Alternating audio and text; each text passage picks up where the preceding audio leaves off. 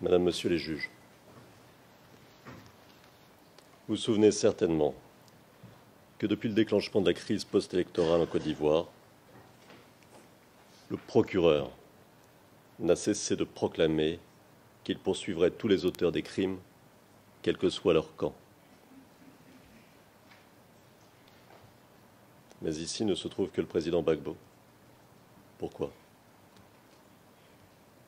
Est-ce parce que les auteurs de ces crimes sont inconnus? Bien au contraire. Ils sont connus de tous et leurs crimes sont documentés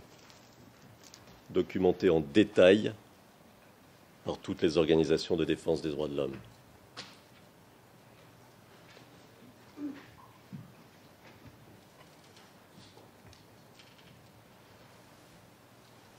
Ils sont bien connus, ceux qui se sont appropriés et ont mis en coupe réglée le nord du pays depuis le 19 septembre 2002. Ils sont connus, ceux qui sont soupçonnés d'avoir ordonné l'assassinat des gendarmes de Bouaké en 2002, le meurtre et le viol de civils à Mans en 2003, le meurtre de civils à Korogo en juin 2004, lors d'un conflit entre Soro et Ibé,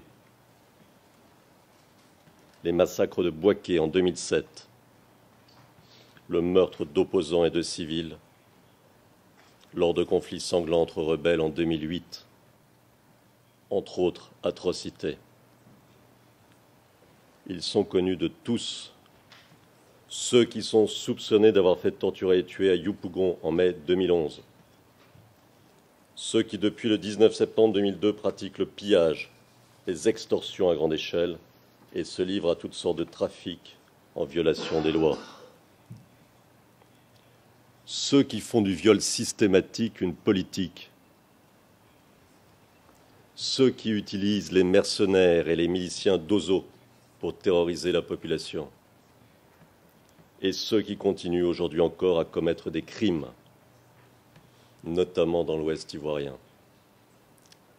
Ils sont cités dans les rapports des Nations Unies,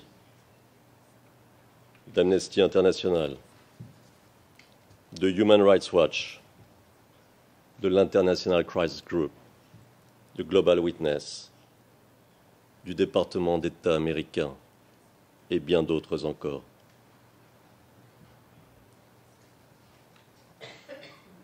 Alors, serait-ce parce qu'ils se cachent qu'on ne saurait où les trouver? Pourtant, l'un est préfet, l'autre dirige l'armée, un troisième le groupe de sécurité de la présidence, un quatrième la garde républicaine, ou bien encore la force spéciale, tous nommés à ces postes par Alassane Ouattara en 2011 et 2012. D'autres encore sont des hommes politiques de premier plan et ne se cachent pas. Alors pourquoi ne sont-ils pas là? Pourquoi ne sont-ils pas poursuivis? Car ne s'agit-il pas ici de déterminer les responsabilités d'un conflit long et douloureux? Tout se passe comme si le procureur près la Cour pénale internationale avait été convaincu, depuis les débuts, qu'il n'y avait qu'un responsable au drame que vit la Côte d'Ivoire. Notons que depuis le second tour des élections présidentielles, le 28 novembre 2010, pas une fois il n'a essayé de prendre contact avec le président Gbagbo ou son gouvernement. Pas une fois. Alors qu'il était en contact avec Alassane Ouattara et ses représentants. Pas une fois, il n'a mis en garde de façon claire et précise des responsables de la rébellion et les chefs de guerre d'Alassane Ouattara soupçonnés de crimes de masse, réservant ses flèches et ses menaces au seul camp gouvernemental. Dans ces conditions, comment s'étonner que le document contenant les charges ne soit que le reflet des accusations portées par les chefs rebelles et la presse pro-Ouattara au moment de la crise. Ce document n'est qu'une revue de presse, la revue d'une presse engagée contre le président Gbagbo. Il est vrai que le procureur mentionne un certain nombre de rapports d'organisations de défense des droits de l'homme, mais vous aurez noté que le procureur en fait un usage partial, passant sous silence les éléments gênants pour ses thèses. Ces rapports eux-mêmes auraient mérité, de la part du procureur, des investigations complémentaires. Nulle trace ici d'enquête, nulle trace d'enquête à proprement parler, nulle trace d'enquête à charge ou à décharge. Le procureur n'apporte aucun élément probant à l'appui de ces accusations. Il est frappant de constater le faible nombre d'attestations qu'il présente, leur caractère vague et le flou qui les caractérise, sans compter le fait qu'elles soient souvent en contradiction les unes avec les autres. Il est frappant aussi de constater que nulle part il n'y a trace d'un ordre quelconque du président Gbagbo ou de responsables politiques ou militaires qui corroborerait, ne serait-ce qu'en partie, au moins l'une des allégations.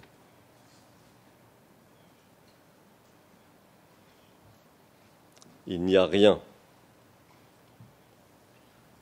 comme nous le montrerons, absolument rien qui soutienne non seulement les allégations, mais encore le récit même du procureur. A fortiori rien pour discuter d'une éventuelle responsabilité du président Gbagbo. D'ailleurs, le procureur a tellement conscience des insuffisances de son document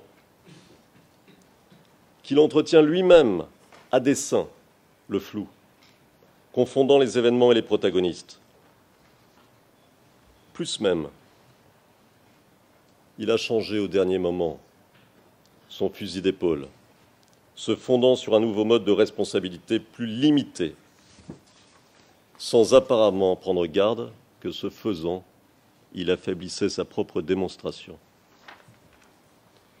La défense démontrera que le procureur n'apporte aucun élément de preuve suffisant qui permette d'établir des motifs substantiels de croire que les 4 événements choisis par lui se sont déroulés comme il le prétend.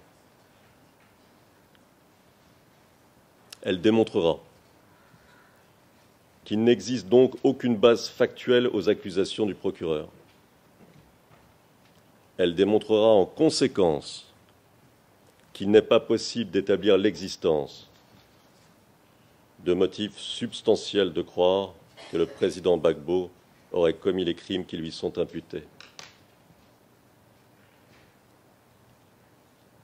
Elle démontrera qu'il n'existe pas de motif substantiel de croire que le président Gbagbo porterait une quelconque responsabilité dans les faits visés, comme qu'auteur indirect et a fortiori comme contributeur. Parce qu'à aucun moment, le procureur ne parvient à démontrer l'existence d'un lien entre le président Gbagbo et les 4 événements allégués. Le récit du procureur est parcellaire, lacunaire, pour une raison simple.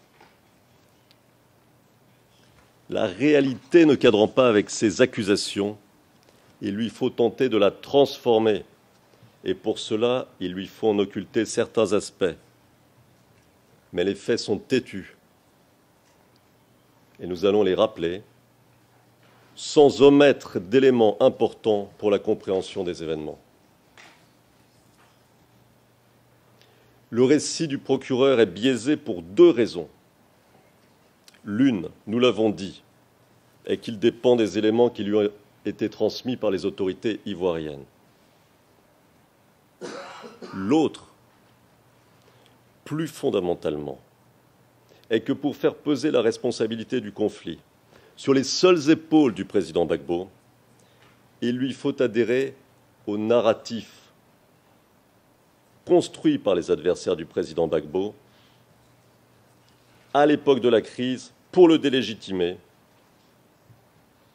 et pour convaincre la communauté internationale de soutenir un camp contre l'autre. Et c'est ce qui explique le choix des 4 événements qui structurent son document contenant les charges, aussi flous, contradictoires, discutables soient-ils, comme nous le montrerons. Parce que ces événements constituaient autant de tournants dans la crise post-électorale ivoirienne, autant d'étapes dans la délégitimation du président Gbagbo et parallèlement dans l'engagement de certaines puissances dans le conflit. La prétendue répression lors de l'attaque de la RTI en décembre 2010 a entraîné au plan international la condamnation du régime du président Gbagbo. Les allégations concernant la manifestation des femmes au début du mois de mars 2011 ont entraîné l'immédiate suspension des négociations de paix en cours. Les puissances ne voulaient pas d'une paix négociée et nous le montrerons.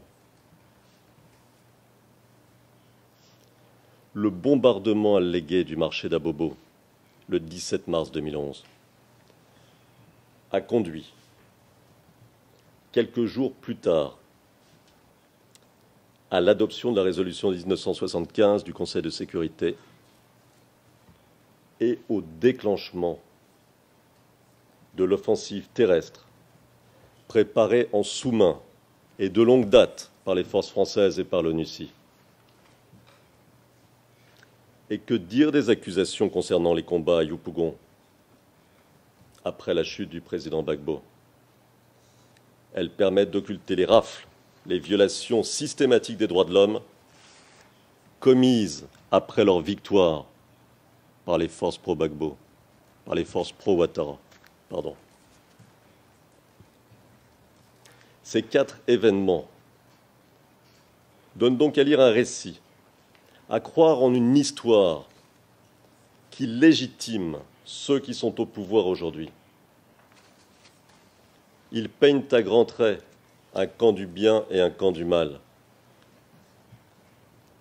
De ce point de vue, ils ont donc une signification politique. Ils ont construit une réalité légitimante qui a servi de fondement à la prise de pouvoir par le camp Ouattara. Plutôt que de vérifier la véracité même de ce récit, plutôt que d'enquêter pour en déterminer la réalité, le procureur l'a tenu pour acquis. Et le problème, c'est qu'il ne peut plus maintenant s'en écarter sous peine de remettre en cause tout l'édifice. Or, l'édifice ne tient pas. L'attaque de la RTI, tous les éléments à notre disposition le prouvent.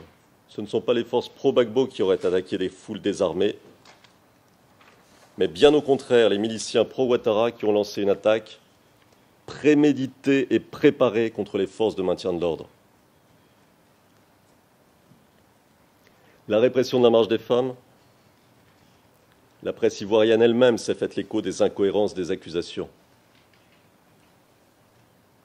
Le procureur, lui, a tenu pour acquis que la version d'un seul camp était la seule bonne, sans la remettre en question, sans enquêter, sans vérifier différentes hypothèses.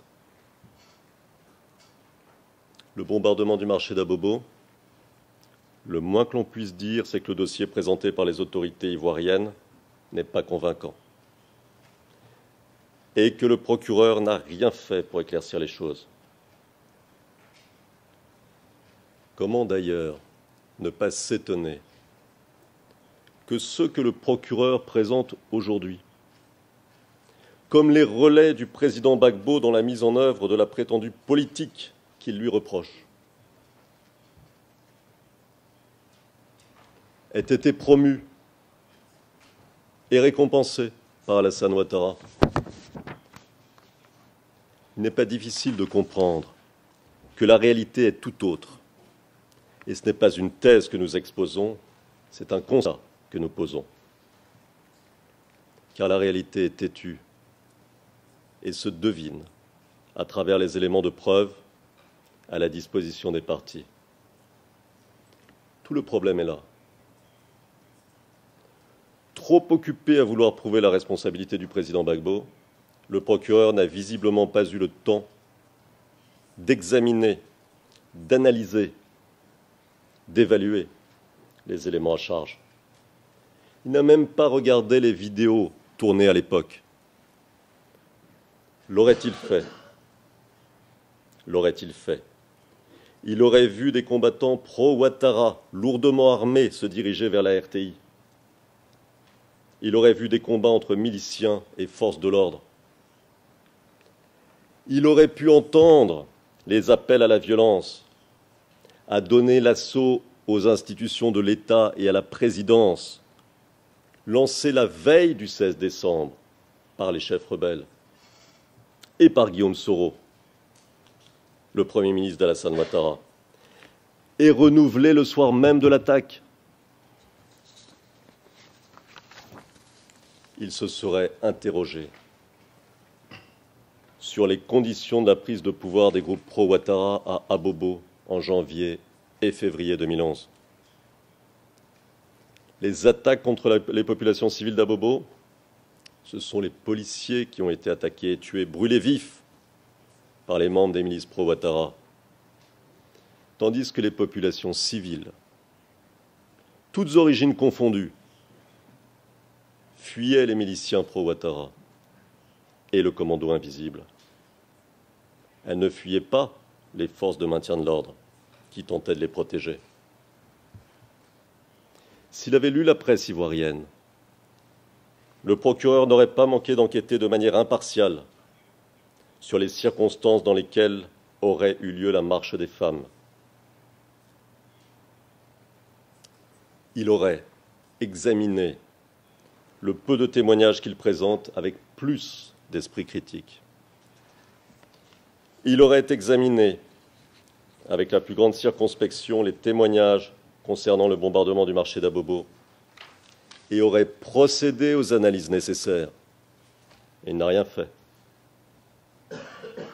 Quant aux attaques des pro-Gbagbo à Yopougon, les attaques alléguées des pro-Gbagbo à Yopougon, le moins que l'on puisse dire, c'est que le procureur ne les documente pas, ou pas suffisamment, alors que nombre d'organisations de défense des droits de l'homme se sont fait l'écho des rafles, des assassinats perpétrés par les forces rebelles dans la commune de Yopougon exactement au même moment. S'il avait réellement enquêté, le procureur n'aurait pas transmis à la défense comme preuve à charge des images de violence s'étant déroulées au Kenya.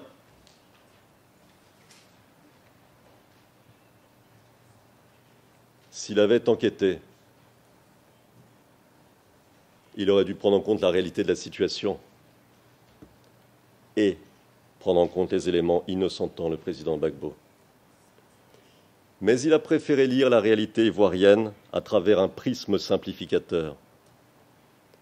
Il est plus simple d'être manichéen, de se représenter des foules désarmées, mitraillées, lorsque l'on veut distinguer entre le camp du bien et le camp du mal. Cela parle d'emblée à l'imagination. Cela est déjà inscrit dans l'inconscient collectif. Parce qu'il n'a pas enquêté lui-même, parce qu'il s'est reposé sur ce que lui confiaient les autorités ivoiriennes, le procureur n'est pas à même de saisir quelle a été la réalité du terrain et par conséquent ne peut la donner à voir à la Chambre. Nous montrerons au cours des débats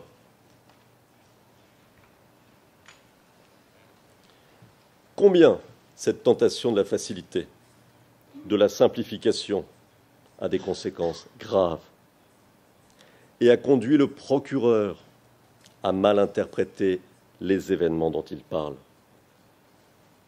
Ainsi, pour écrire un scénario susceptible d'entraîner la mise en accusation du président Gbagbo devant la CPI, le procureur a-t-il dû forcer la vérité et réinventer une réalité? Pourtant, la vérité, tous les spécialistes et tous les habitants de la Côte d'Ivoire la connaissent.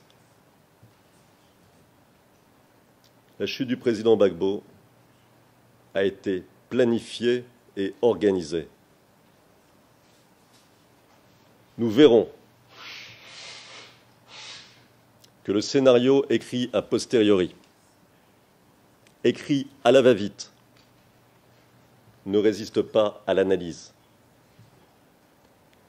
Il y résiste d'autant moins qu'il repose sur deux propositions aussi fausses l'une que l'autre, qui vous ont été rappelées hier par le procureur. L'une est que le pays était en paix jusqu'au lendemain des élections de 2010. Nous venons d'entendre le contraire. L'autre, que le responsable de la crise post-électorale serait le président Gbagbo du fait de son refus prétendu d'accepter le verdict des urnes. Mais ce n'est pas lui qui a refusé le verdict des urnes. Ce n'est pas lui qui s'est autoproclamé. Ce n'est pas lui qui a refusé la décision du Conseil constitutionnel. Ce n'est pas lui qui a refusé les tentatives de médiation. Nous reviendrons en détail sur tous ces points, car ils sont au cœur des présents débats. Ces deux propositions constituent les deux piliers sur lesquels repose la pseudo-démonstration du procureur. Lorsque l'on oublie la vérité, l'on oublie tous ceux qui ont souffert, toutes les victimes qui réclament en ce moment même justice et qui, après avoir entendu le procureur, se sentent aujourd'hui un peu plus abandonnés. Il convient ici d'avoir une pensée pour toutes les victimes, non seulement pour celles qui se sont manifestées, mais encore pour celles qui souffrent en silence, abandonnées, mises à l'index, parce que ne faisant pas partie du camp des vainqueurs. Je mentionnerai les habitants de la cité martyre de Djouekwe, victimes de massacres en 2005 et en 2011, sous les yeux des forces de l'ONUCI. Je mentionnerai les populations guérées de l'ouest du pays, victimes d'une opération de purification ethnique qui a conduit et conduit encore aujourd'hui des dizaines de milliers d'habitants à fuir leur pays.